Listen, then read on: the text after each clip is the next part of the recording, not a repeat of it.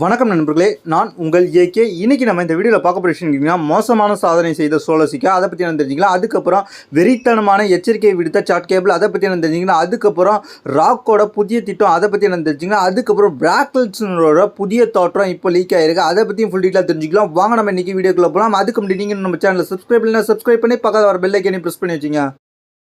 சோலோசிக்காவோட மிகப்பெரிய கேவலமான சாதனைன்றதை ஃபர்ஸ்ட் நம்ம தெரிஞ்சுக்கலாம். என்னடா சோலோசிக்கா கேவலமான சாதனை வச்சிருக்காருன்றதே பல பேருக்கு ஆச்சரியம். ஏன்னா சோலோசிக்காவை WWE பவர்ஃபுல் ரெஸ்லாம் காமிச்சிக்கிட்டு இருக்காங்க. அப்படிப்பட்ட சோலோசிக்கா ஒரு மோசமான ரெக்கார்டை இப்போ படைச்சிட்டு வந்துகிட்டு இருக்காரு. அது என்ன நடந்துச்சுன்னு கேட்டிங்கன்னா, சோலோசிக்கா ஃபைனலாக ஒரு பேப்பர் வியூவில் மேட்ச் விளையாடுறா. யார் கூட கேட்டிங்கன்னா ஜான்சினா கூட மேட்ச் விளையாண்டு கிரவுஞ்சலில் மேட்ச் விளையாடார். அந்த மேட்ச்சில் ஜான்சினாவை மோசமான முறையில் அடின்னு அடித்து ஜான்சினாவுக்கு மோசமாக ஆயிடுச்சு அந்த மேட்ச்சு. அந்த மேட்ச்சில் வின் பண்ண சோலோசிக்கா அதுக்கப்புறம் கிட்டத்தட்ட லைவ் ஈவெண்ட்டு ஸ்மாக் டவுன் இதெல்லாம் சேர்த்து மொத்தம் 23 மேட்ச் விளையாடுறாரு. அந்த 23 மேட்ச்ல தோக்கதான் செஞ்சிருக்காரு. சோலோசிக்காவோட இந்த மோசமான ரெக்கார்டை பற்றி நீங்கள் என்ன நினைக்கின்றதை மறக்காம கீழே உள்ள கமெண்ட்ஸ் கமெண்ட் பண்ணுங்க.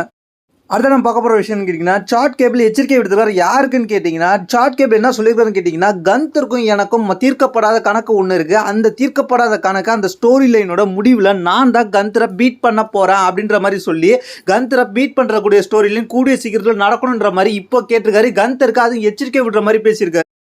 கந்தருக்கு சாட் கேபிள் எச்சரிக்கை கொடுத்தது மூலமாக அடுத்த வாரம் நடைபெற கந்தர் வர்சஸ் ஜெய்யூசோ இவங்க 2 பேருக்கும் இன்டர்கான்டினல் சாம்பியன்ஷிப் மேட்ச்சில் கந்தர் சாம்பியனை ரீட்டைன் பண்ணிட்டு போயிடுற மாதிரி எதிர்பார்க்கப்படுகிறது. அந்த ஸ்டோரிலையும் அதுக்கப்புறம் கந்தருக்கும் ஜெய்யூசோவுக்கும் ஸ்டோரிலையும் கிடையாது. அதுக்கப்புறம் கந்தருக்கும் சாட் கேபிளுக்கும் மீண்டும் ஸ்டோரி லைன் உருவாக்கி கந்தருக்கும் சாட் கேபிளுக்கும் நடக்க போகிற ஸ்டோரி லைனில் சாட் கேபிள் ஜெயிச்சு சாம்பியன் சாட் கேபிள் சொன்ன ஸ்டேட் லைன் மூலமாக தெரிகிறது. இதை பற்றி உங்களுடைய கருத்துன்றதை மறக்காம கமெண்ட்ஸ் கமெண்ட் பண்ணுங்க.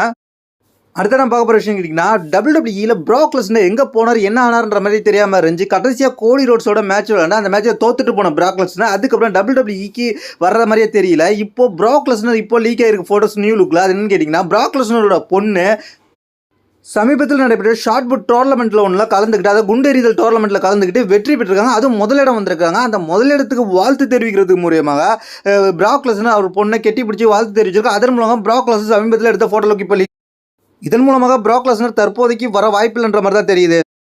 WWEல அடுத்து நம்ம பார்க்க போகிற விஷயம், ராக்குக்கு புதிய திட்டத்தில் இருக்காங்க. என்னன்னு கேட்டிங்கன்னா, ராக்குக்கு இப்போ ஒரு கிமிக் கொடுத்துருக்காங்க. அந்த கிமிக்கோட பேர் இப்போ லீக் ஆயிருக்கு. அது என்னன்னு கேட்டிங்கன்னா, ஹாலிவுட் ராக் அப்படின்ற மாதிரி தான் அந்த கிமிக்கை கொண்டு போயிருக்கிறாங்க.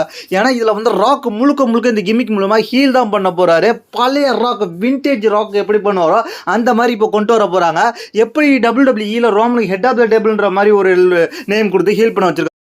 அதே போல தான் ராக்குக்கு ஹாலிவுட் ராக்ன்ற நேமை கொடுத்து இப்போ ஹீல் பண்ண வச்சுருக்காங்க. இதில் முழுக்க ராக் ஹீல் தான் பண்ணுவார். WWEல இந்த ரெண்டுக்கு இப்போதைக்கு அவர் ராக் ஹீல் பண்ணிவிட்டு ஹீல் முடிஞ்சதுக்கப்புறம் ரிட்டன் வரும்போது தான் ராக்கை ஃபேஸ்ட்டுன்னு வருவார்.